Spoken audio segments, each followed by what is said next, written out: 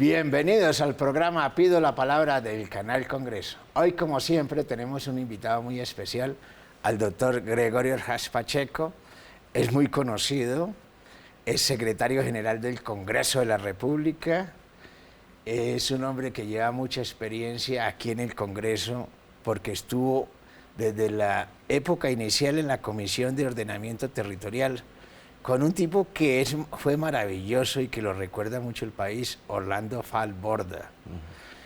Todo el mundo dice que usted es patojo, pero realmente es de San Juan, de La Guajira. Pero estudió en Popayán y tiene muchos recuerdos en Popayán. Tiene media vida en Popayán. ¿Qué más le puede agregar a su narrativa, a su hoja de vida, doctor Gregorio Ordaz? Gracias, Criserio. Yo lo que primero debo hacer por un deber moral es hacer un reconocimiento al éxito que se ha logrado sucesivamente y cada vez mejor en este programa de Pido la Palabra.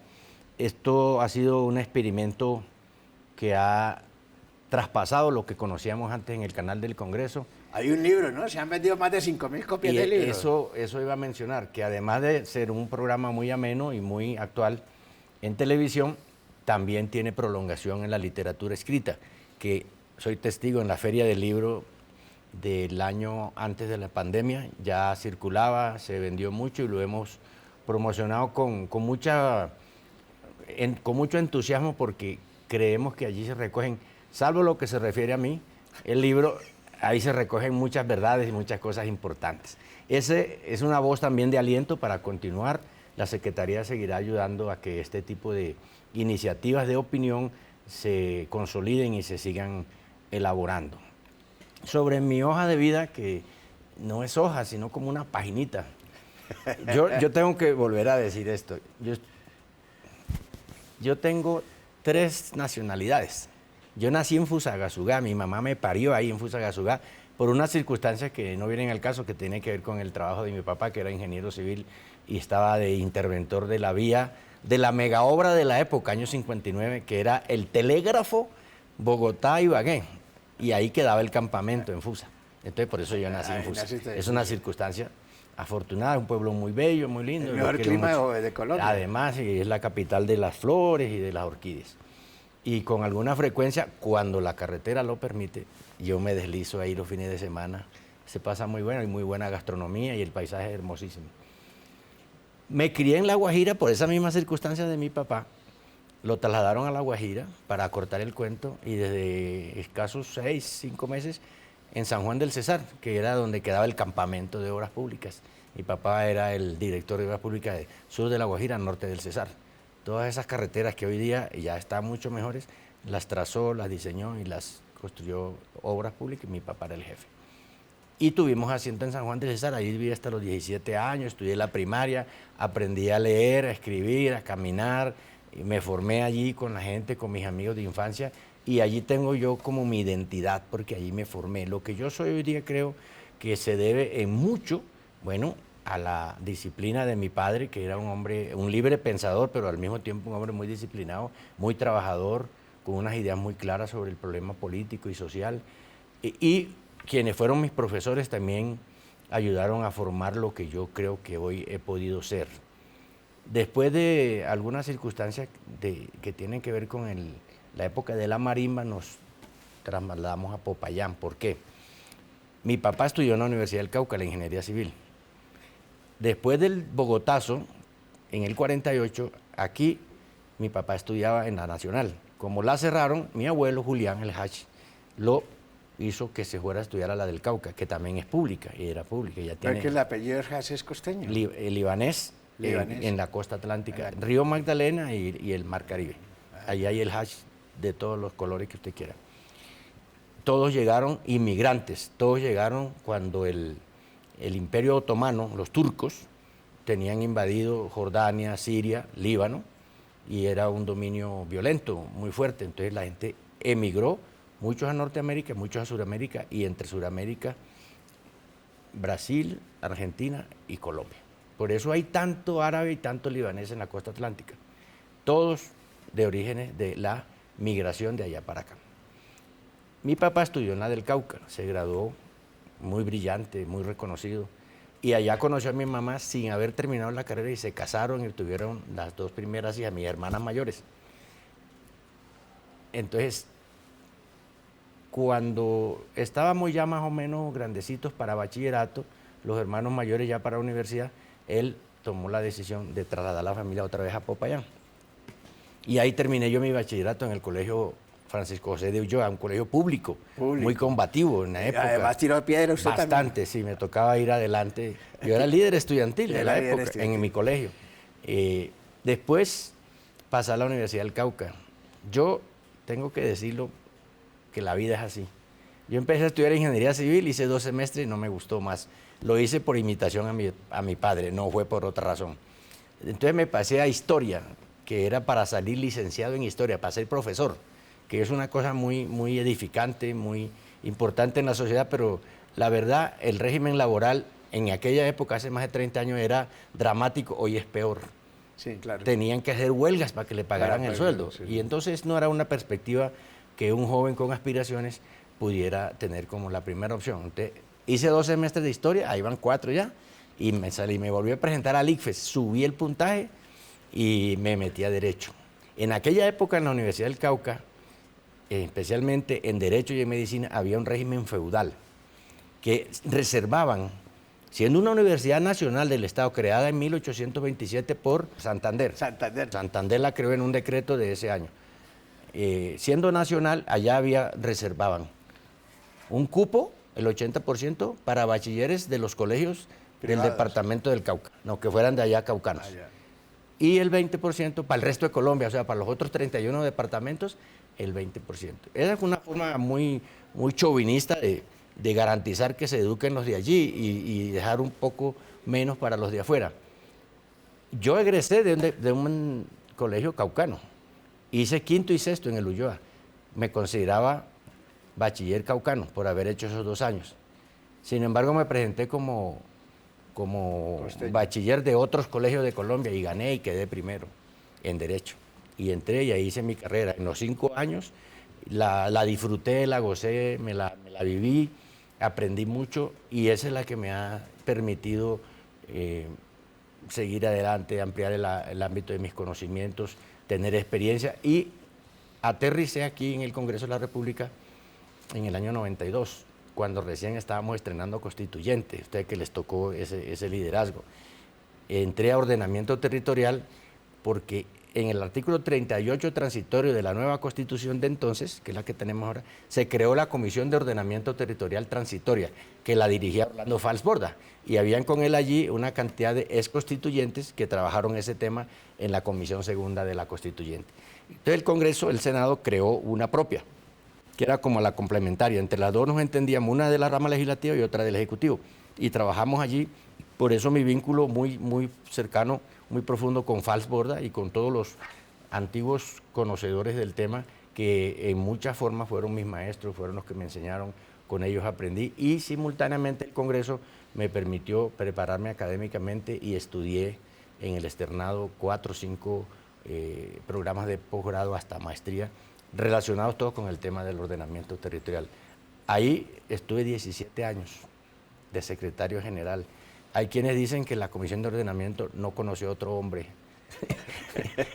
No tuvo más secretario que Gregorio, pero hasta cuando el Congreso, en un gesto de generosidad impagable, me eligió secretario general. Perdón, honorable secretario, vamos a unos mensajes institucionales. Ya regresamos aquí en el programa Pido la Palabra del Canal Congreso.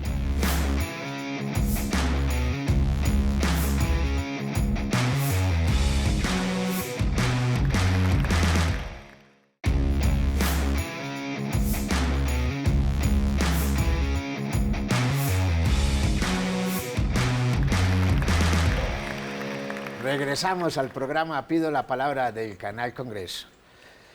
Honorable secretario,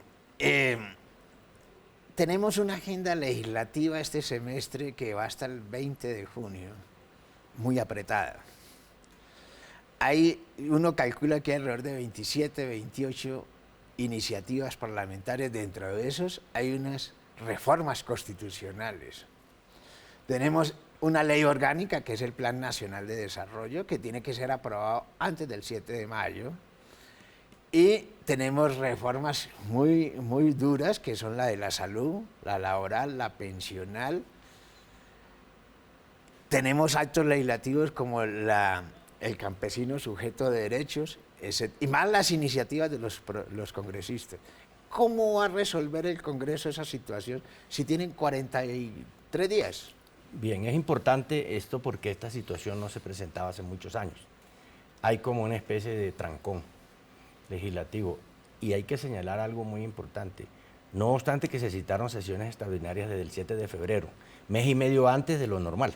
Bueno, mes y una semana antes del 16 de marzo. Sin embargo, no se avanzó en el trámite legislativo. De pronto en los estudios, en las discusiones, en los actos protocolarios, en la discusión con los interesados en los proyectos, pero en lo que es trámite y procedimiento legislativo no se avanzó. Eso genera que haya allí la misma cantidad. Acuérdate que en el decreto de convocatoria de extras, que no había que hacerla porque la ley orgánica del plan de desarrollo señala que desde esa época, 7 de febrero, se tiene que empezar, pero metieron 13 iniciativas diferentes, además del plan de desarrollo, que ya de por sí es complejo. Bueno, ahí vamos. El plan de desarrollo no se ha votado en Senado, en plenarias, se votó en comisiones nomás, está pendiente de que radique en ponencia.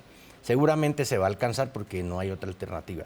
Adicionalmente a ese también está el del presupuesto adicional, hijo de la reforma tributaria que se le aprobó al presidente Petro. La armonización presupuestal. Sí, ese hay que hacerlo, que son 20, 21 billones que van a entrar al flujo del presupuesto ordinario. Y al lado de este que mencionas, que es muy importante porque es de iniciativa de los congresistas, el del campesinado como sujeto de derechos fundamentales, también está el de la jurisdicción agraria, que también va... Es reforma constitucional. Constitucional, claro, también va a generar bastante discusión, polémica, porque eso aquí se ha intentado y la verdad hasta ahora no se ha podido hacer. Están también todas estas iniciativas del decreto que convocó y también hay que recordar una cantidad de proyectos que venían del semestre pasado, que pasaron a marzo, entre marzo y junio, a segundo debate en plenaria de Senado. Todo eso hay que buscar cómo se evacúa. ¿Cuál es la solución? La ley quinta da unas pautas. Primero, hay que sacar las conciliaciones en el orden del día. Segundo, hay que sacar los actos legislativos. Tercero, las leyes estatutarias orgánicas. Y luego las leyes ordinarias. Pero dentro de las ordinarias también hay, digamos, diferencias. No puede ser que en un momento de angustia por el tiempo vamos a tramitar leyes de honores que no se hunden y no vamos a privilegiar otras leyes más importantes de tipo social o de tipo económico o de tipo laboral. Ahí entran estas tres grandes reformas que son como la médula de lo que uno le ha podido apreciar al presidente Petro, que con buen tino ha señalado los tres temas centrales del funcionamiento de lo social y de lo productivo: laboral, pensional y salud. La salud va un poquito más adelante, pero ha sido como la más polémica, la más discutida, la que más controversia ha generado. Las otras también lo serán en su momento, pero creo que alcanzan a salir. Y queda una alternativa. ¿Alcanzan a salir estas tres reformas? Claro, con una alternativa. ¿Y la reforma penitenciaria? Bueno, esas dos vamos a hablar ahora, que es lo de la paz total y lo de la humanización del sistema penitenciario. Es que de 20 de junio a 20 de julio también se pueden hacer extraordinarias. Ya. Entonces, si no se alcanza a sacar los últimos debates, que es posible, tenemos la alternativa de que el presidente convoque a los temas que él considere más urgentes para sesiones extraordinarias del 20 de junio al 20 de julio. ¿Y no es posible que convoquen sesiones del Congreso de lunes a viernes? Bueno, esa ya es nuestra, esa depende de los presidentes de Senado y Cámara. Es muy probable que empecemos a trabajar pronto martes, miércoles y jueves, que lo hemos hecho en múltiples oportunidades para hacer rendir el tiempo. ¿De qué se trata? No de atropellar el calendario y de cumplir formalmente unas metas del tiempo, sino permitir la discusión amplia, verdaderamente participativa, que todos los colombianos se enteren y se interesen en esos temas y su opinión sea recogida. Ahí es cuando empiezan las audiencias, los foros, los paneles, todas las actividades con los sectores, los gremios, las universidades. Allí los presidentes de las comisiones que tienen los proyectos tienen que hacer un esfuerzo de coordinar esas cosas para que la participación, que es importantísima, es necesaria, es insustituible, no vaya a dar al traste con el cumplimiento de las metas de tiempo. Pero en mi experiencia y por las normas que hay hoy, tenemos suficiente tiempo. Bueno, si habrá que trabajar viernes, sábado, el día que toque, se trabajará. Pero, a ver, el país está pendiente de lo fundamental de todas estas reformas, que son las que más producen polémica. La reforma a la salud. La reforma a la salud, en los tiempos que tenemos, da para que esta reforma sea discutida y sea aprobada en el Congreso de la República. Claro, da, y se puede hacer antes del 20 de junio. Depende de quien maneje el debate en comisión y en plenaria, le dé más largas o menos largas a las discusiones internas. Pero acuérdate que para llegar a la discusión interna primero hay que haber hecho las audiencias, la participación ciudadana, los gremios, las universidades, todos los pronunciamientos extracongreso. Pero son los que votan en el Congreso. Claro, se alcanza. En la de salud se alcanza perfectamente. Y los que votan en el Congreso significa que haya acuerdo de las coaliciones mayoritarias, o sea, el partido de gobierno. Hay una coalición de gobierno que se llama la coalición de gobierno con el gobierno Petro, dentro del cual hay un grupo importante de senadores, que son 20, que es el pacto histórico, que fue con que se eligió el presidente Petro. Pero alrededor de ese grupo, con el presidente Petro, concurrieron otras fuerzas políticas, la U, liberal, conservador, y el verde. Eso es una mayoría grande, importante. Pero para el caso concreto de la reforma a la salud, hay manifestaciones explícitas, conocidas públicamente, de desacuerdo en algunos puntos, en algunos temas. ¿Qué es lo que va a pasar? Que ya con un texto de ponencia, no sobre declaraciones de prensa, ni sobre foros, ni sobre interpretaciones individuales, sino sobre un texto escrito en donde se recojan las diferentes posturas, tanto del gobierno como de los partidos que participaron, puede haber acuerdos sobre eso, pero también está el mecanismo habitual, las proposiciones para presentar modificaciones a lo que propone la ponencia. Y ahí empezamos a contar qué mayorías hay para aprobar o no las proposiciones. Por eso yo digo que la reforma va a salir. No saldrá igual como la radicó el gobierno, seguramente que no. No saldrá igual como eso es el Congreso. Exactamente, si no, ¿para qué tenemos congresistas? ¿Para qué están representadas las ideologías, los partidos, las diferentes políticas, los intereses legítimos? Entonces, tampoco quedará como dice la ponencia, es muy seguro que no, pero que queda. Colombia no se puede permitir no aprovechar este momento y quedarnos sin reformar la salud. Perfecto.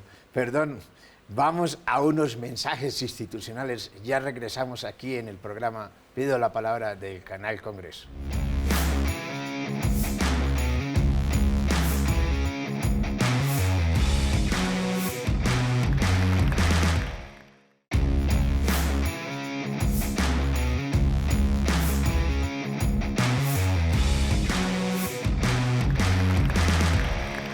Regresamos al programa Pido la Palabra del Canal Congreso. Señor secretario Gregorio Ordaz, usted como secretario ha tenido una iniciativa enorme, le voy a ser franco. Va a dejar un sello muy importante en el Congreso de la República y es la constitución del Centro de Altos Estudios Legislativos. Una institución académica que procura por ayudar a que el Congreso de la República sea una institución que produzca conocimiento. ¿Por qué no nos cuenta esa experiencia que los colombianos necesitan conocer? Bueno, así brevemente, porque el cuento es bien largo. La idea matriz de lo que hoy es el CAEL, Centro de Altos Estudios Legislativos, es la necesidad que el Congreso, cada una de sus cámaras, produzca conocimiento propio, conocimiento nuevo, que la información para el control político y para todas sus actividades surja de su seno y no que trabaje con información prestada de los propios controlados. Si se cita a un ministro, se le manda un cuestionario de 100 preguntas, lo responden al dedillo, pero responden lo que ellos quieren que se sepa acá. Y los soportes los suministran ellos mismos. Entonces, el control va a quedar mediatizado y circunscrito a lo que se contestó y a los soportes que enviaron. Mientras que si nosotros logramos un estándar, que no lo hemos logrado todavía, de producir nuestro conocimiento propio, es decir, acudir a universidades, a centros de investigación, a ONGs, a centros de pensamiento, y tener también uno nuestro que procese lo que no dicen los que contestan los cuestionarios, pues el ejercicio más autonómico de la función de la rama legislativa va a ser mucho más provechoso y va a ser mucho más arrimado a lo que la Constitución señala. Y no vamos a seguir dando ese espectáculo de parecer un apéndice de la rama ejecutiva. Pero es que yo he visto que el CAEL tiene convenios con más de 30 universidades en Colombia, Sí. públicas y privadas. Sí. Está metido en foros internacionales. Sí. Va a participar de la Cumbre Iberoamericana en Cátedra de Derechos Humanos que se celebra aquí en septiembre en Colombia. Es decir, está metido en muchas cosas y además de eso viene adelantando a maestrías, especializaciones en convenio con universidades, favoreciendo además los trabajadores del Congreso. Sí, especialmente a los miembros de UTL que hacen asesoría, a los propios congresistas que se interesan en los temas y a funcionarios de la rama ejecutiva que actúan acá, los llamados enlaces. Ese es un mundo, un universo bastante amplio, diverso. Ahí está toda Colombia representada y ha sido muy enriquecedor. Hoy tenemos en curso, dictándose una maestría con la Universidad Gran Colombia. ¿Esa maestría cómo llama? Se llama Maestría en Asuntos Electorales y Participación Política. O sea, a tono con lo que está viviendo el país ahora, rumbo al 29 de octubre con las elecciones locales y regionales, para prepararnos conceptualmente para eso. Tenemos un curso de alta formación en Derecho Parlamentario, Técnica Legislativa, con la ESAP. Está en curso, jueves y viernes, todas las semanas. Tenemos otro que se va a comenzar ya más individualizado sobre técnica legislativa, ya para aprender a hacer las leyes, manejar los tiempos, la redacción, el lenguaje, ya digamos la menuda, no lo conceptual, ni lo constitucional, ni lo jurisprudencial, sino el cómo se hacen las cosas. El evento internacional iberoamericano que mencionaba, que es muy importante para nosotros, y tenemos una programación con la Universidad Nacional. Por ejemplo, ahorita en la Feria del Libro, que es al final de mes, vamos a hacer el lanzamiento público del 4º número de la revista Legislación y Prospectiva. Con la Universidad Nacional. Es la única experiencia que hay en Colombia de que la Universidad Nacional haga una revista en conjunto con el Congreso de la República. Ninguna otra universidad pública ni privada tiene ese escenario. Y así tenemos muchas actividades, todas enderezadas a generar conocimiento nuevo, que es lo que queremos. Bueno, pero usted nos decía su crianza en la costa atlántica y su vinculación con el vallenato, con el folclore. ¿Qué le tenemos que decir a ese folclore de la costa atlántica, que ya es folclore de todo el país? Porque el vallenato se escucha en todo el país ya. Se escucha en el país y fuera de él, con mucho éxito además. Yo asumí un compromiso personal que se volvió institucional y es contribuir al cumplimiento de las salvaguardias que la UNESCO estableció cuando le otorgó a la música vallenata, no a Valledupar, ni a los nacidos en Valledupar, ni a los jefes de Valledupar, sino a la música vallenata, que no es solamente de Valledupar, sino nació en La Guajira y se extendió por todo el país. En San Juan, ¿no? Y en San Juan son los mejores compositores reconocidos. Ahí se hace el Festival Nacional de Compositores de Música Vallenata. En Villanueva, el Festival Nacional de Acordeonistas de Música Vallenata. En Riohacha, el de Francisco el Hombre, que fue el de la leyenda de que derrotó al demonio, al diablo, en una justa de acordeón, entonces ganó y ahí surgió la leyenda del vallenato. Hay muchas cosas y el vallenato ha engrandecido el nombre de Colombia en el mundo entero. La UNESCO colocó como condición que se cumplieran unas salvaguardias. La Secretaría General asumió también esa tarea de cumplirle a la UNESCO y ha venido promocionando muchas cosas. Por ejemplo, el reconocimiento a los juglares que nunca nadie menciona porque son gente humilde, escondida por allá en sus veredas, en sus corregimientos, que han sido los que han compuesto o han cantado o han tocado en el instrumento de acordeón las mejores piezas que se le reconocen a este folclore. Entonces venimos en esa tarea de hacer ese reconocimiento con las alcaldías, con las organizaciones, con los museos. Recientemente asistimos a la inauguración del Museo de la Composición Vallenata, no de los compositores, de la composición vallenata, liderado por un ícono universal de la composición vallenata, que es Roberto Calderón Cuya, que es además un maestro de maestros, y además tuve el honor de haberme criado junto con él en la misma casa. no es cuento. En San Juan. Y en San Juan. Y todos estos vínculos personales, familiares, de trabajo de mi padre, de mi vinculación allá con las actividades sociales, nuestra vocación de servicio con la gente, ha dado en que hemos amalgamado toda una actividad colectiva, colegiada, que a nadie le preguntamos cómo se hacen, pero sabemos que el sentir de la gente allá en la provincia es la que nos dice quién merece y quién no merece la distinción del Congreso. Se nos acabó el tiempo. ¿Por qué no hace una despedida a los colombianos? Usted como secretario general del Congreso. Yo de muchas cosas que quisiera decir es una, que aprovechemos que tenemos un canal propio del Congreso para que la gente en Colombia vea cómo es el Congreso por dentro.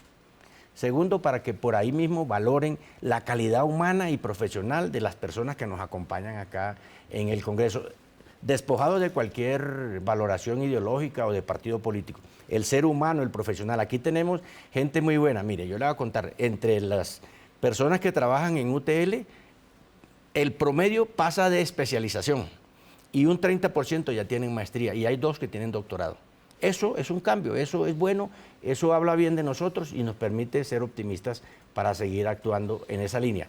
Y también debo relevar estas ejecutorias. El programa de Pido la Palabra ha sido ejemplar, ha sido bien recibido, yo me alegro mucho de eso, agradezco que me convoquen a él, estoy listo para cuando me señalen, pero me parece que esto hacía falta y estamos logrando un éxito nuevo con esta realización.